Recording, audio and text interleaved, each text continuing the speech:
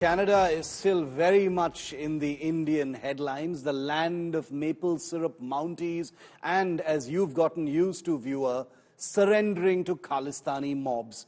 That's right, it's true. The Canadian police, that noble bastion of law and order, has once again proven its commitment to doing absolutely nothing when it comes to protecting Hindu temples from Khalistani threats, because that's the flavor of the season. Why safeguard your citizens when you can just cancel their religious events instead? Let me explain. Take a moment to appreciate this genius move, viewer. Instead of risking, actually doing their job and ensuring the safety of law-abiding citizens, the Canadian police have opted for the revolutionary new tactic of simply advising Hindu temples to shut down their events altogether. Brilliant. Why send officers to keep violent mobs in check when you can just ask innocent people to cancel their peaceful gatherings instead? In the latest case, and that's why I'm even sharing this with you, a consular event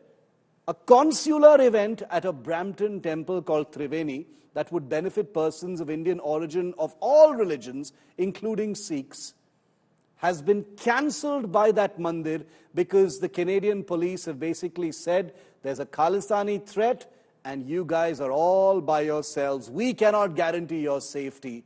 In other words, we cannot do our job. After all, nothing says public safety quite like telling the targets of intimidation to just stay home and hide. But are you honestly surprised, viewer? Because I'm not. Have you forgotten what happened last week already? Just 7 days ago, when a Khalistani mob decided to spice things up by attacking the Hindu Sabha temple in Brampton, the same city, how did the Canadian police respond? You, of course, remember.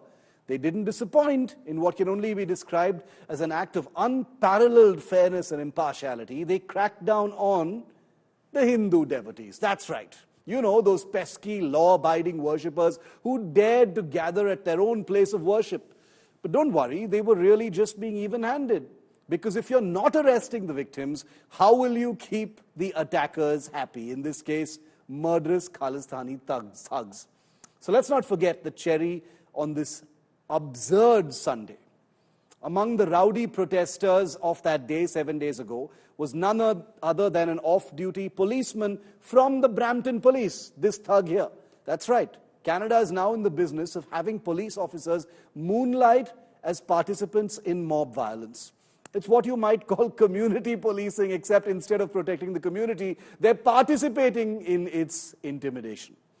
But really, let's not be too harsh on the Canadian police. It's a tough job deciding whether to uphold the law or cater to the whims of an extremist faction that openly disrupts public peace and order.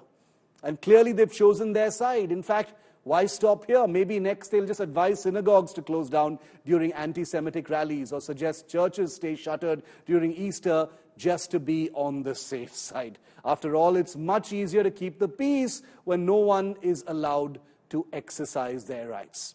So let's have a big round of applause for the Canadian police for pioneering this bold new approach to law enforcement. Who needs officers standing guard at temples when you can just tell congregations to cancel their events and call it a day?